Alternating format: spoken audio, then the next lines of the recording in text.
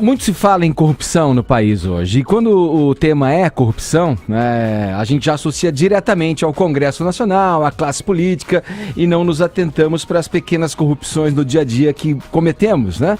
O suborno de um guarda aqui, parar numa vaga que não é destinada a você ali, e aí eu incluo também a corrupção que permite que, digamos, agentes carcerários recebam dinheiro das facções e façam vista grossa. E hoje a gente tem no presídio computadores, celulares, explosivos que entram para que presos possam fazer lá as explosões para fugirem da cadeia. Quer dizer, o senhor, como um homem de justiça, como o senhor vê isso? Porque é uma situação em que nós nos olhamos de uma maneira ridícula. Mas espera aí, o celular funciona dentro da cadeia, mas o sinal fora não funciona. Não funciona. Como o senhor, como homem de justiça, acha que isso pode acabar? E como o senhor vê essa situação atrelada ao fortalecimento de facções criminosas que administram o crime de dentro dos presídios? Vamos dizer o seguinte, a maioria dos agentes penitenciários são profissionais extremamente corretos, né? Que têm condições de trabalho extremamente adversas, poucos recursos, uma remuneração abaixo do que realmente eles merecem. Eu estive, inclusive, com algumas representações deles em Brasília, no Congresso Nacional. Então, em geral, o agente penitenciário é uma classe muito sofrida e que padece com falta de recursos. Evidentemente, assim como em todas as instituições, você sempre vai ter alguém que contraria as normas e que acaba se corrompendo ou não, ou de alguma forma flexibilizando algum benefício, ou introduzindo um celular ou alguma coisa. Isso é possível. Agora, o celular é o núcleo e o coração da organização criminosa no Brasil. Eu acho que o celular é a grande problema e a grande questão que nós temos que enfrentar. Por quê? Porque a partir do momento em que eles criaram as primeiras centrais telefônicas, isso nos anos 2000 até hoje, esse sistema continua operando, continua sendo assim.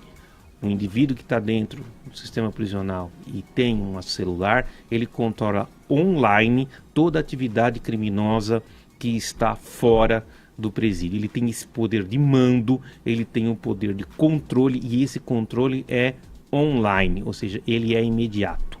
Uma vez, inclusive discutindo isso com um dos líderes do PCC, o José Márcio Felício, eu estava discutindo isso com ele, ele virou para mim e disse assim, falou, doutor, aí um outro colega falou assim, mas o advogado vem uma vez por semana e ele passa a mensagem, recebe a mensagem, e o Zé Márcio disse para mim o seguinte, falou, doutor, entre eu receber uma mensagem e eu mandar outra, passa uma semana o mundo vira.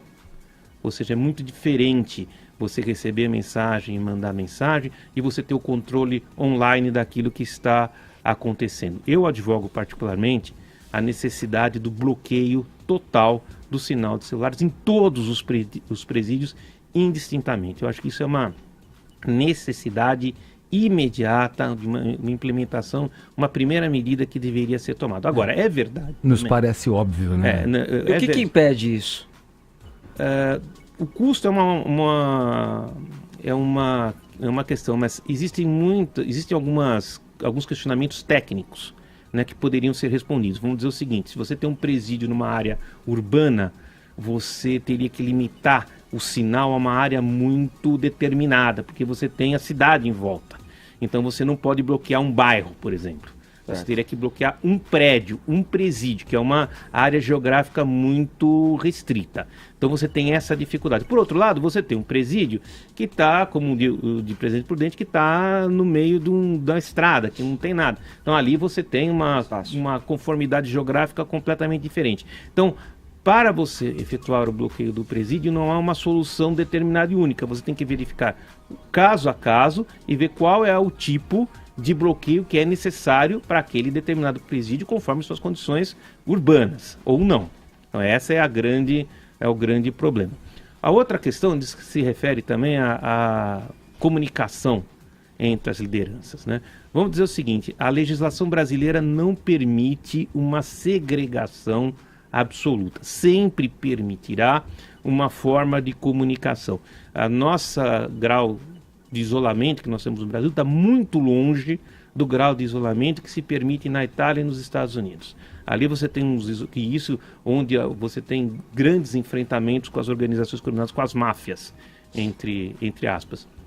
Lá você tem um isolamento muito mais severo. Se você for ver o isolamento ao qual foi submetido um traficante mexicano muito conhecido, El Chapo, se você vê as circunstâncias nas quais ele está encarcerado, é realmente extremamente severo. Para você ter ideia, ele só assistiu um filme, ele tem direito à televisão na sala num momento só de lazer, e é o mesmo filme o mês inteiro, um documentário. Ele tem que assistir o mesmo documentário. Ou seja, há restrições de tamanha segregação. Por quê?